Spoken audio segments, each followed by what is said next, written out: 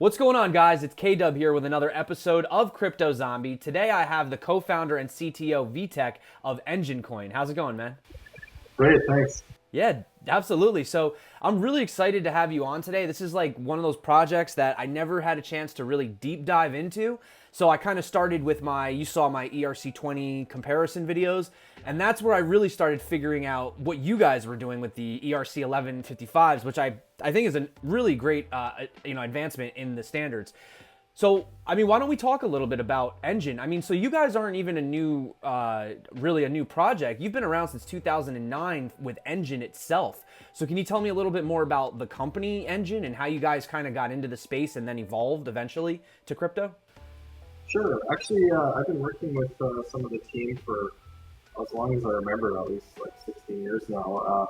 A long time ago, we started by building clan and guild websites, and they were just like one-off. A clan needed a website, and we built it for them.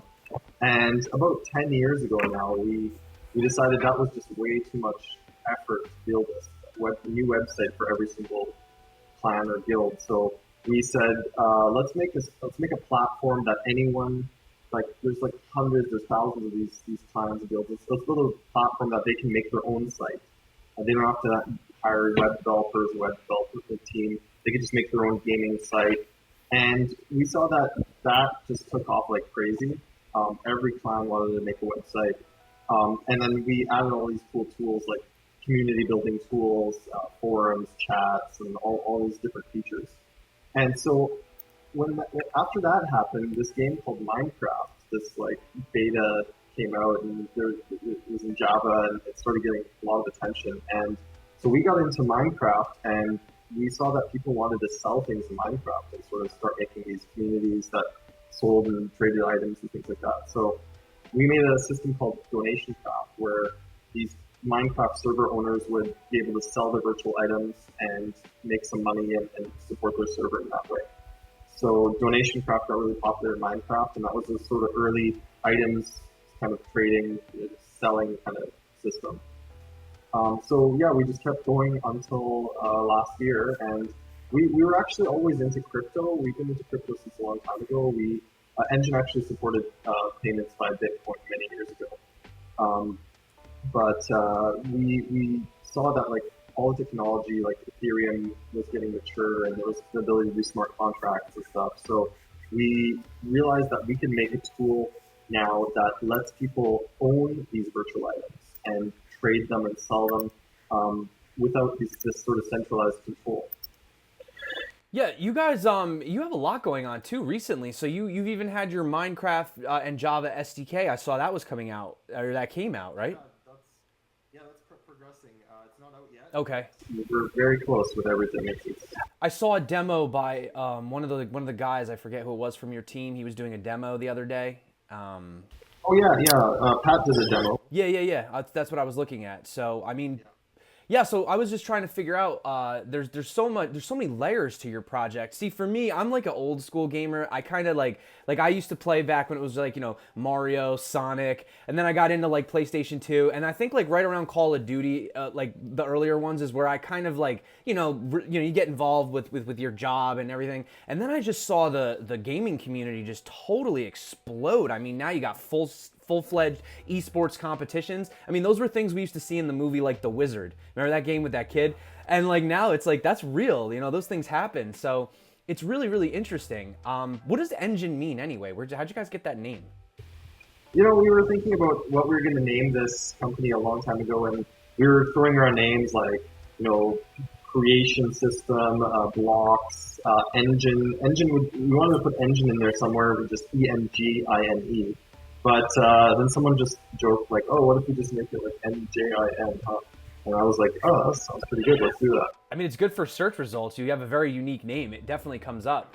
So I wanted to talk a little bit about you guys. So one of the big things you have right when you go on your website, you have this the manifesto that talks about bringing fairness and purpose to gaming. Can you kind of just go into that? I want to really understand your values and how you guys are really perceiving this space and what you really want to see moving forward out of it, Sure. Yeah. So a lot of games have this aspect where you collect things, you own things, but there's never we've never had a true tool where you can actually own something, because the games either shut down or the game developers change their rules or management, or your account gets, just dies or gets hacked or whatever happens over time. And we love gaming. We think that people are going to be gaming through decades of their lives and playing different kinds of games. And they should be, that part of their identity that they're getting in those games should stay with them through time.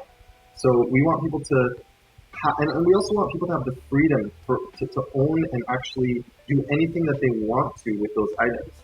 None of us want to feel like we're held hostage by, Sony's decisions or whoever's business decisions that you're playing the games of. So this new tool actually lets you own these items.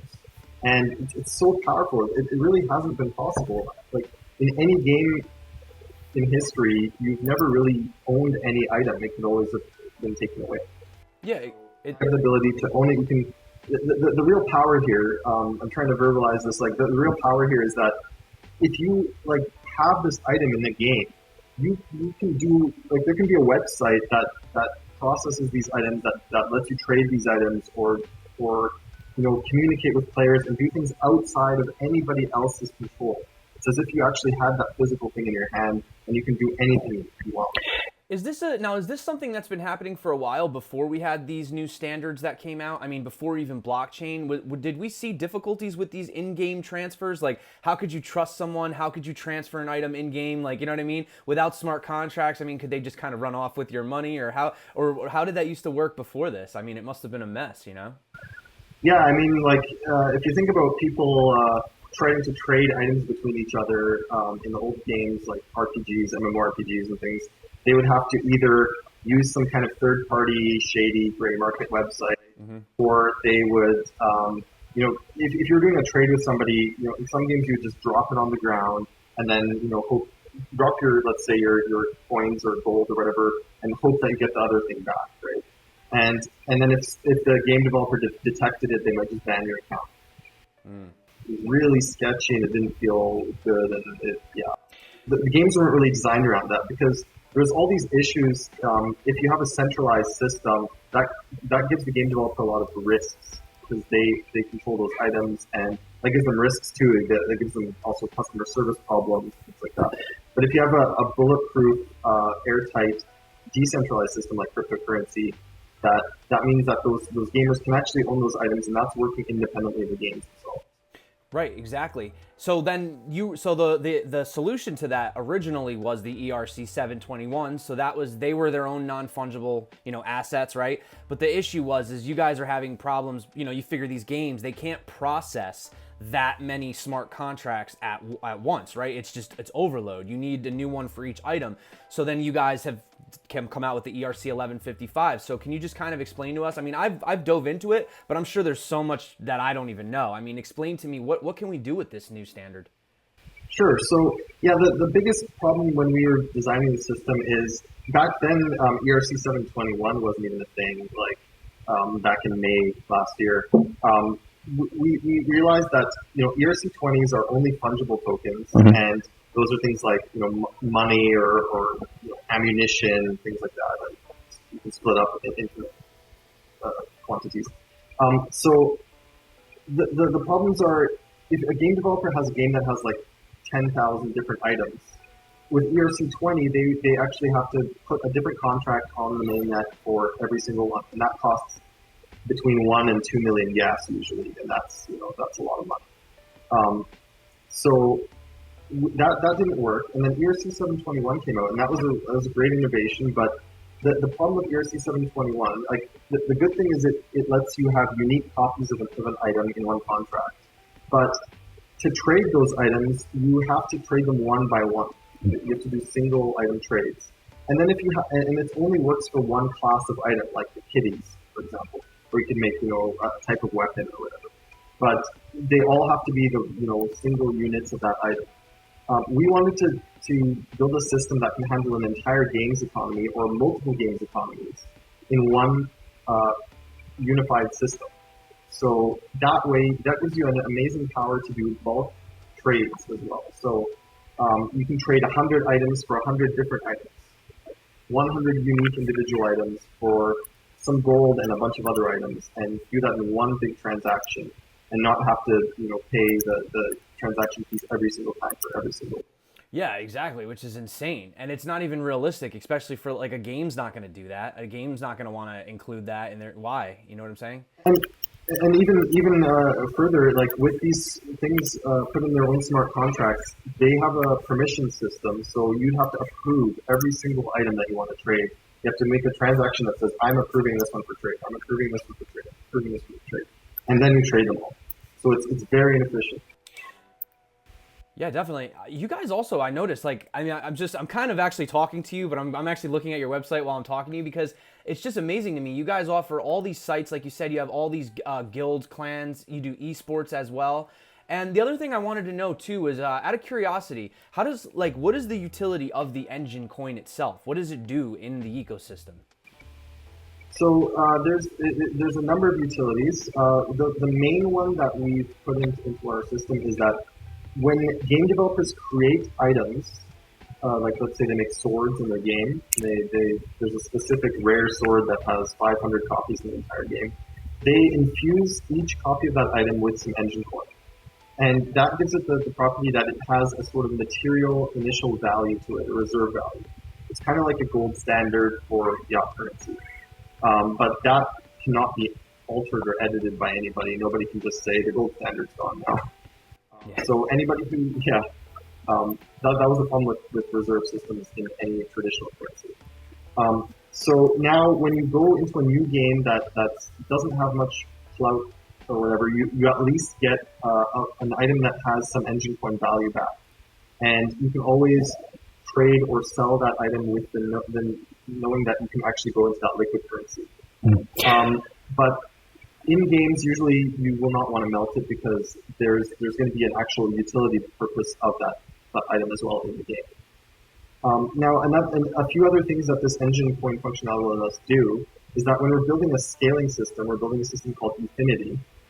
Instead of needing to hold a separate token to like prove that you have value in that platform, like if you look at other things like Raiden Network or any other scaling solutions, you actually have to have another, like a Raiden token.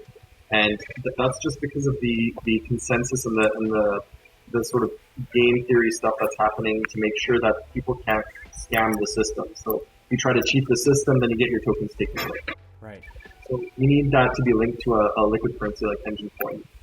So everybody's playing on the same playing field with it. Right, because you need a way to punish bad actors in the space regardless of what they're doing, because, what was it? There was wasn't what you were saying, but there was an issue, I don't know if you saw with Digibyte when they had put it in Minecraft. I guess people were able to, they did some kind of a patch where they were able to see through the terrain and they could find all the coins, so it was screwing up all the mining algorithms for the guys that were actually mining it on their hardware, and you got these kids just playing Minecraft, just cheating, getting all this like real money.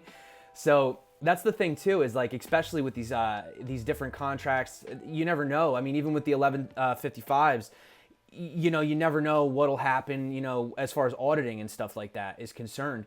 But what I think is really cool is it's not just for gaming. I mean, granted, you're a gaming project, so we're talking about games, but what you've actually created is something that I think we can use for a lot of different things in the real world, not just games as well.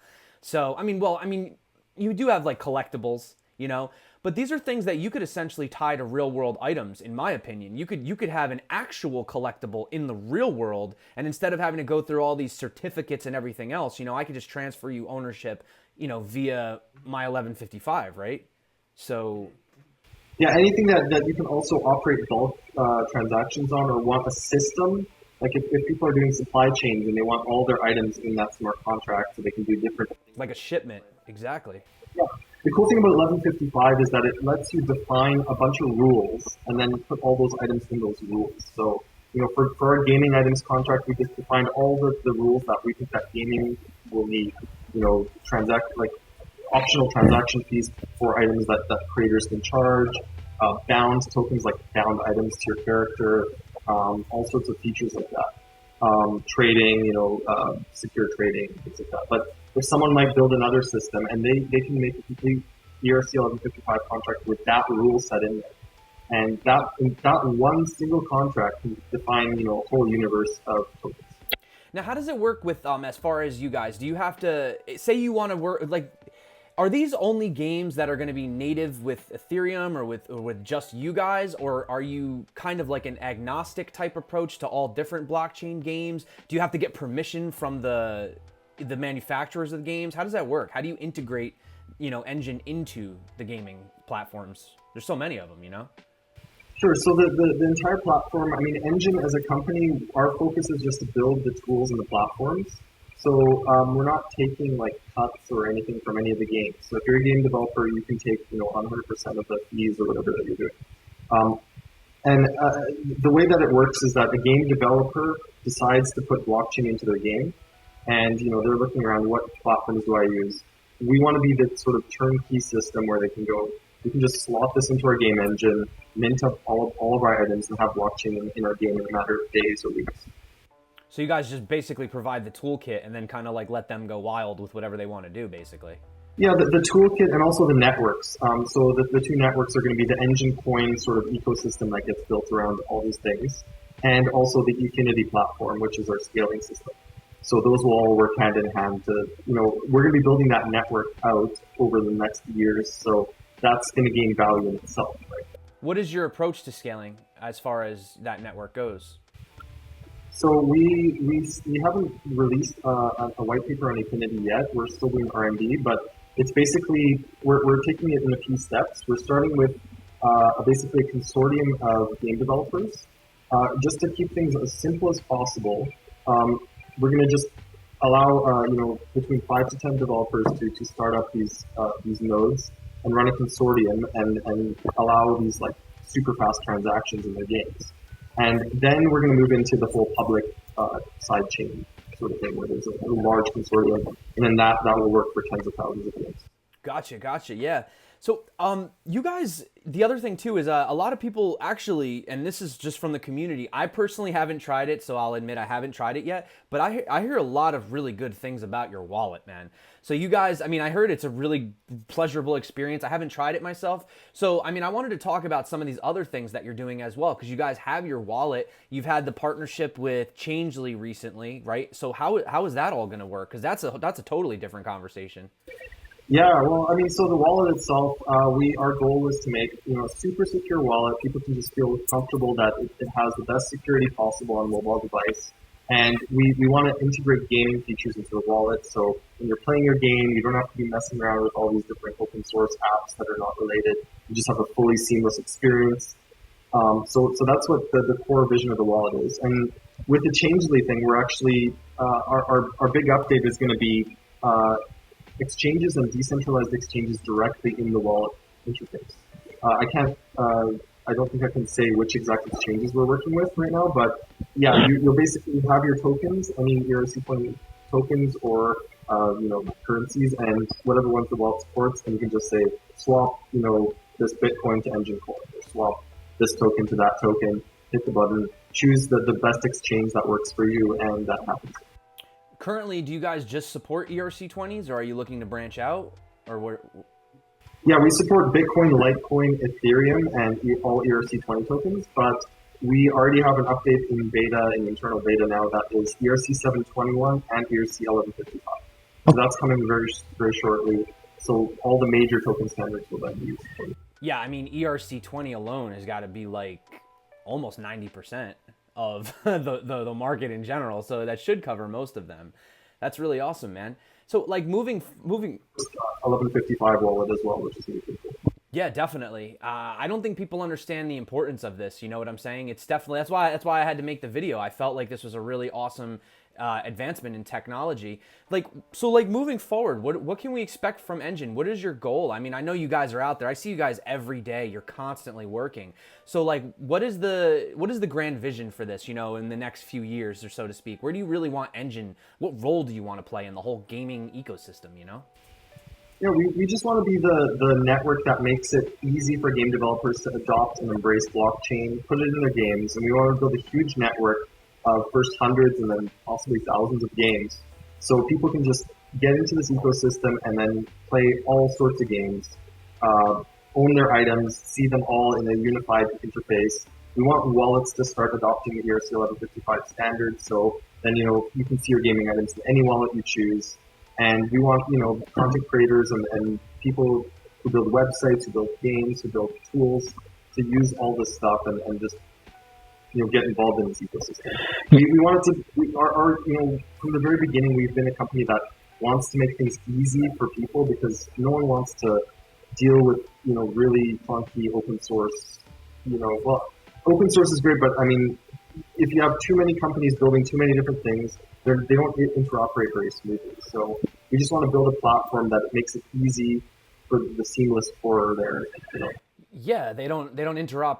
They're not interoperable at all, which is the problem. You have these data islands, these data silos, you know what I mean? There's no communication between them. I mean, even when you think about it, like eventually you have to accept a standard of anything in the world, like a plug for your outlet. I mean, there's a reason that it's the same in every US household. USB, we agreed on this, like we're going to use it.